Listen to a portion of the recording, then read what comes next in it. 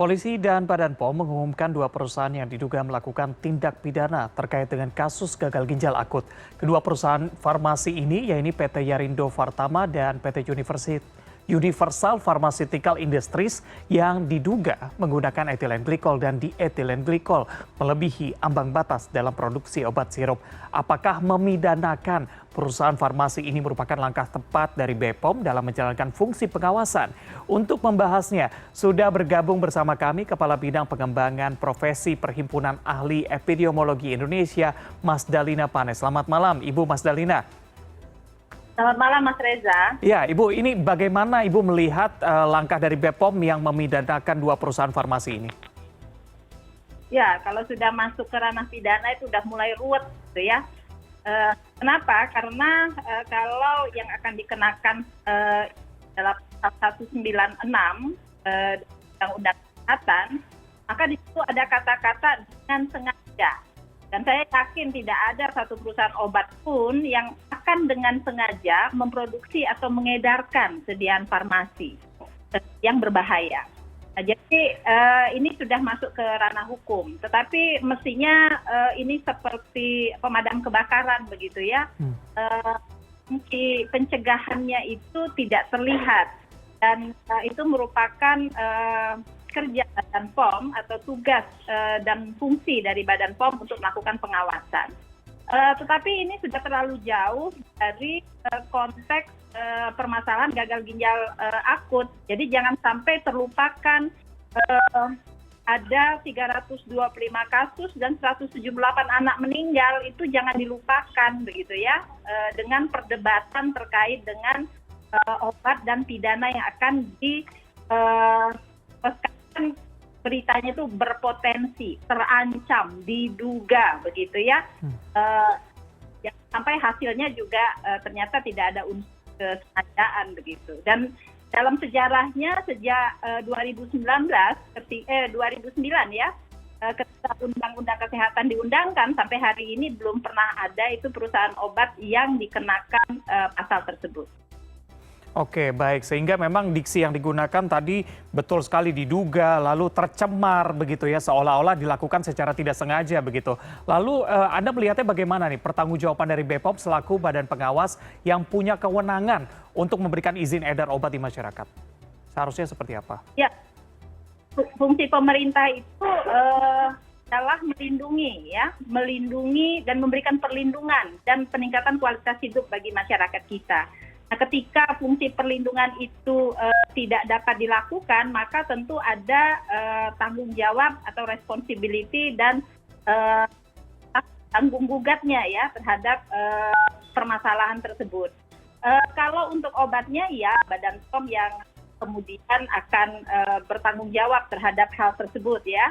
Tetapi sepertinya saat ini terkesan kita saling menyalahkan, kemudian menyalahkan Kementerian Perdagangan, kemudian menyalahkan perusahaan obat gitu. Kita tidak pernah melakukan introspeksi apa yang sudah kita lakukan dan mana kelalaian kita di dalam proses pengawasan.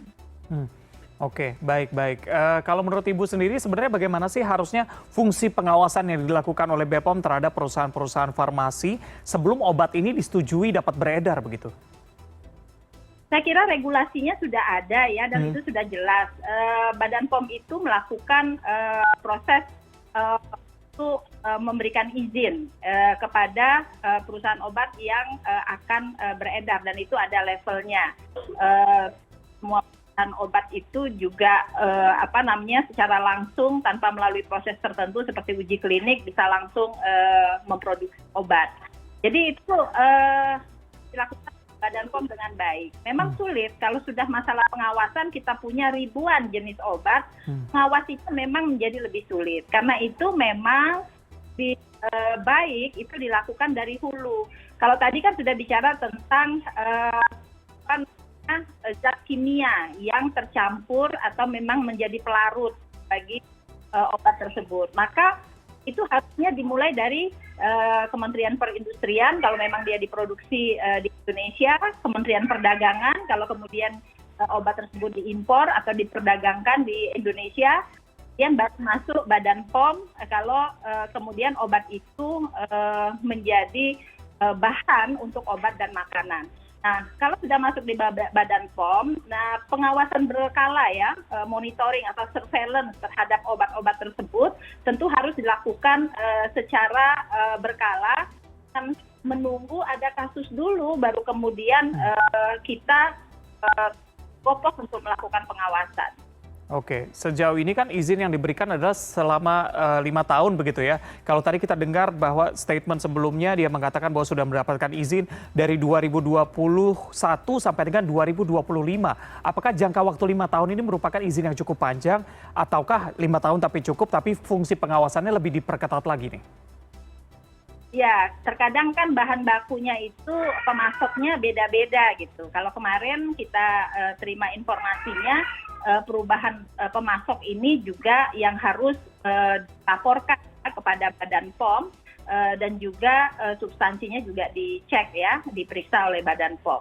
Nah, jadi setiap itu kalau menurut saya kan ada banyak balai-balai POM di wilayah yang juga bisa melakukan pemeriksaan terhadap obat yang beredar. Saya kira perusahaan obat sudah mencantumkan substansi atau isi obatnya itu di dalam kemasan. Dan itu jarang kadang-kadang ya dibaca oleh orang tua. Badan POM sudah bisa melihat dari situ lalu melakukan recheck apakah benar substansi itu dan apakah ada tambahan zat berbahaya di dalam obat tersebut. Saya kira itu yang harus dilakukan ke depan. Oke, lalu menurut Anda bagaimana nih dengan posisi dari supplier bahan baku obat? Apakah mereka memang dapat disalahkan begitu ya, seperti dengan perusahaan farmasi yang menyalahkan ambang batas bahan baku obat?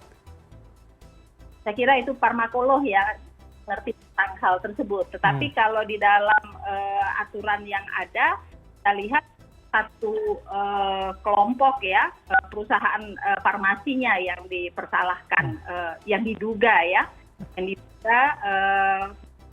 terhadap hal tersebut. Oke, kalau Anda lihat sendiri seperti apa melihat kasus ini? Apakah BPOM juga dapat disalahkan atau terkena undang-undang, mungkin terjerat undang-undang karena kasus ini? Saya kira ada aspek responsibility dari Badan POM. Apa yang sudah mereka lakukan beberapa hari ini juga harus kita apresiasi.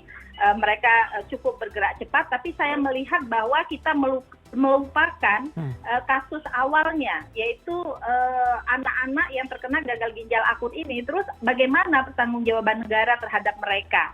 Kalau terhadap obatnya sudah bukan ya. Dan saya juga tidak yakin ada faktor kesengajaan sehingga akan terjerat di Undang-Undang Kesehatan di pasal 196 itu. Belum ada sejarahnya ada obat yang akhirnya dihukum sampai 10 tahun untuk hal tersebut sejak 2009 ya, diundangkannya dan kesehatan tersebut. Jadi jangan kita lupakan ini ada 178 anak yang meninggal yang sampai hari ini belum bisa diputuskan apa sih sebenarnya penyebab pastinya. Apakah 178 ini karena obat semua? Enggak, saya kira. Jadi azas praduga tak bersalah itu juga harus dikedepankan dan jangan sampai dilupakan. Oke, baik. Penting untuk kita kawal bersama begitu ya, jangan sampai untuk melupakan kasus utama dengan terlalu sibuk untuk menyalahkan siapa begitu ya. Terima kasih Kepala Bidang Pengembangan Profesi Perhimpunan Ahli Epidemiologi Indonesia, Mas Dalina Pane sudah bergabung bersama kami di CNN Indonesia Connected. Selamat malam. Selamat malam.